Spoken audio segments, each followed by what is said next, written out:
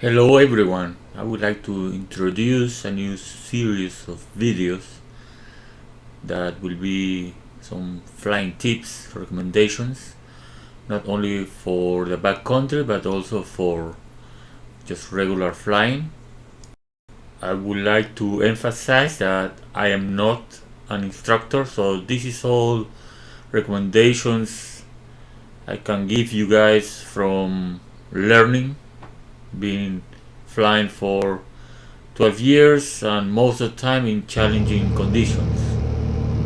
So today's topic in this video is going to be about slowing down the airplane, when it's needed to fly slow, when it's better to fly slow, also how to slow it down.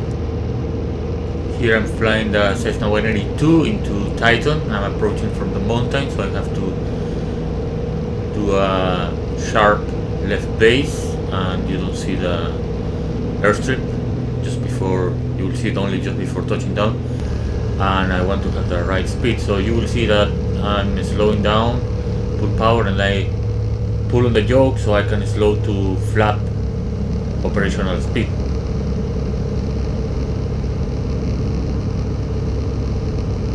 Doing my left base turn, pointing the nose down.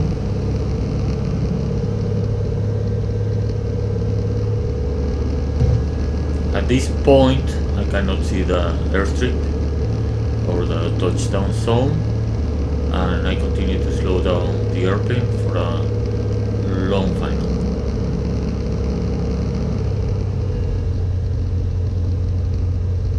I start to pull the trim back, slow down.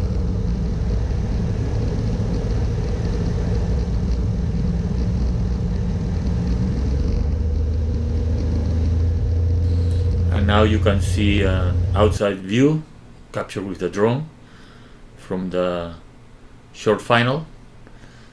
When you come from the mountain in this airstrip, you have a very nice go around. You just can go around over the lake and you have absolutely no obstacles. So it is pretty safe and a fun approach. This is Red Horse Ranch. Another technique to slow down or lose altitude quickly is doing a slip. This strip has very tall trees, so I wanted to slow down and be on the ground quickly because I didn't want to float since the airstrip is not that long.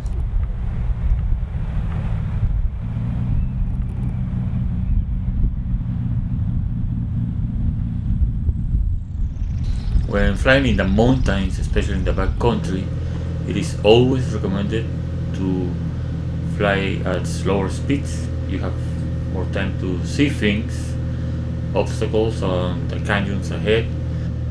Here I'm landing the Cessna 182 into Wilson Bar in Idaho. So it's a blind final. You are set up for the landing before you see the airstrip. So you need to be at the right speeds and right configuration way before you see the airstrip.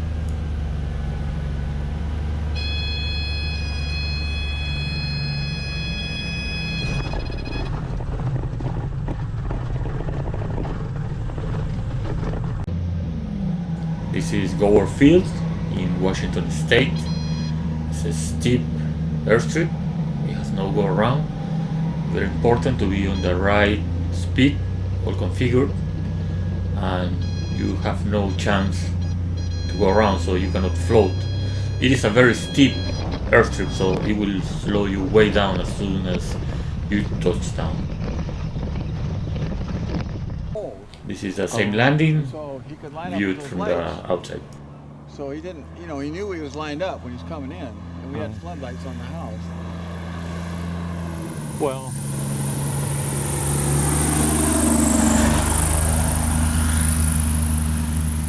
another good one. Perfect landing.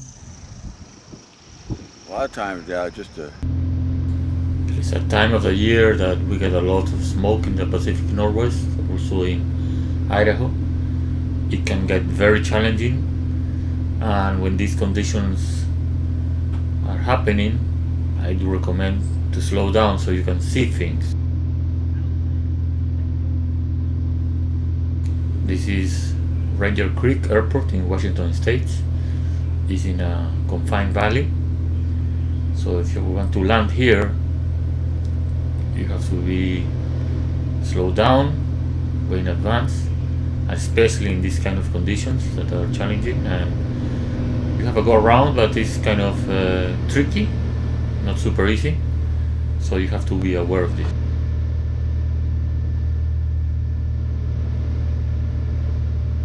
In this particular day, the smoke was way low, so the trip here was easy, but then when we arrived there was a lot of smoke. I continued the approach because I had progressive visibility, so if you slow down it will help you a lot to take your time to configure your airplane and see the terrain.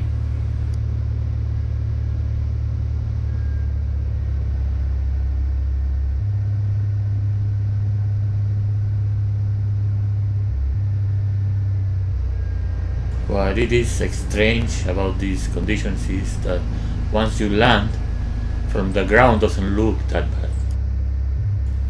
I do not recommend to fly or land in these conditions. I did it because I had progressive visibility and I know the area pretty well.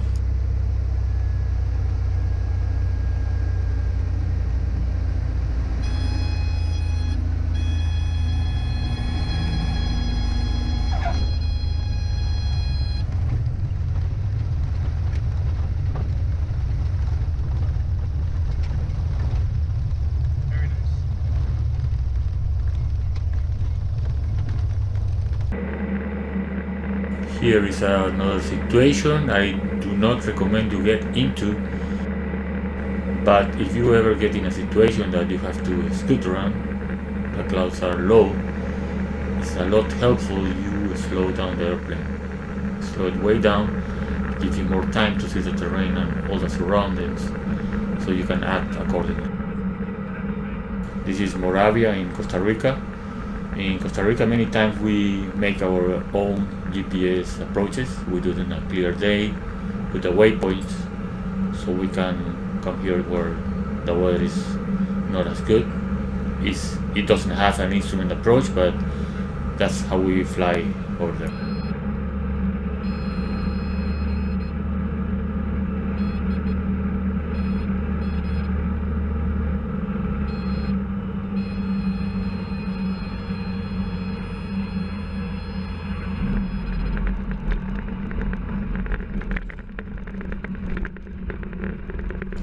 Another situation that it is very important and always recommended to slow down is when flying in canyons. First, it allows you to see the terrain, see any obstacles. You can look ahead also to see if the canyon is the right one you want to fly into, or it is a box canyon. And if it is a box canyon, if you are coming slow, you will get a chance to make a very sharp turn, a canyon turn. Here I'm flying the Cessna 170. I put 30 degrees of flat. We are already coming pretty slow. I make a sharp turn, lose some altitude so I don't pull on the yoke, so I offload the wing. This is another situation. You need to slow way down when you have a very tight base turn. This is Dogleg gravel bar in Still-Wamish River in Washington. I reckon with 40 degrees of flaps and very slow. The angle of attack indicator is very useful for these kind of landings. Also, this turn has to be coordinated, so this little mini slip indicator helps a lot in these situations. For off-airport landings, definitely you want to touch down as smooth as possible and as slow as possible, especially in the 182 because you want to protect the nose gear. You see the nose is high and come with power behind the power curve as slow as possible and try to touch down very smoothly.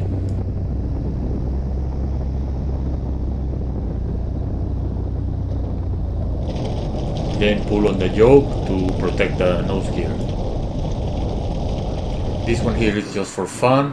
We check that the water is pretty low, so touch down air water to make a splash and really slows down the airplane, but it's really not necessary. It's just for looks and for fun.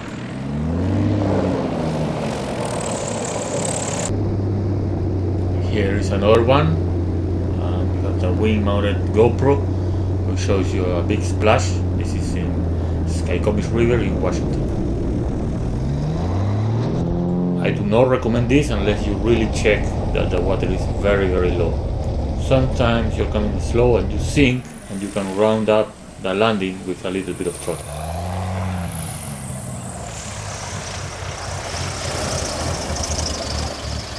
So the way I like to slow down the airplane is put power and then pitch, so I get to flap operating speed and then drop the flaps.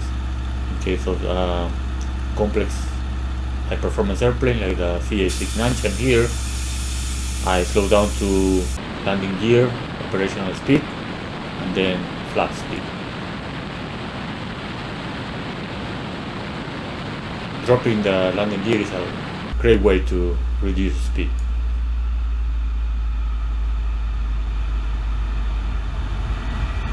Now that the gear is down, I reduce speed more to landing flaps operational speed. You can hear the hissing noise from the pneumatic system.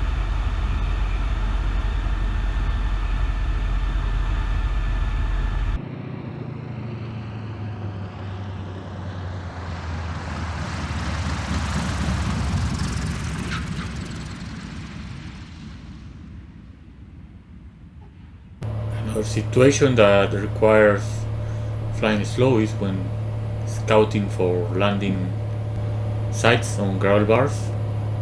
You need to go very slow and very low so you can see for obstacles or logs on the gravel bars or very big rocks. Sometimes there are hidden bumps that makes you get back into the air. This is good for checking out grass strips and gravel bars and any kind of situation that is not a paved runway, so you can have hidden obstacles. So a low pass will be very helpful to make a safe landing. So it's a good practice to do lots of slow flight practice at high altitude, so you get comfortable flying slow with different configurations with the airplane, so you're pretty safe when you want to fly slow and low. The first pass I do is higher than this. It's at an altitude that will avoid any power lines or wires.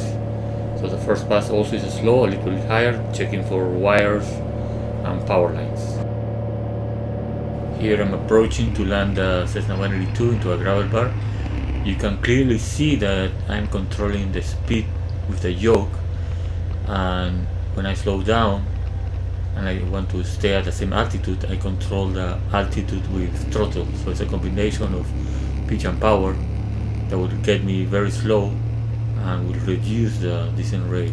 You will see that during my whole approach and landing, I will have the power on and will just play with the yoke to control the speed and start reducing power to approach the landing at the gravel bar. Even landing slow, it feels a lot of vibration in the air. Hope you guys enjoy, and if you want to support me on Patreon, please see the following section of the video. Thanks for watching.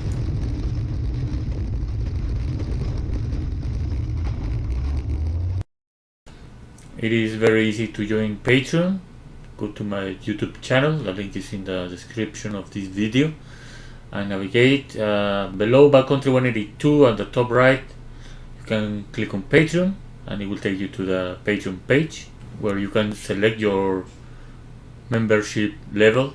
It will show you the tiers and everything.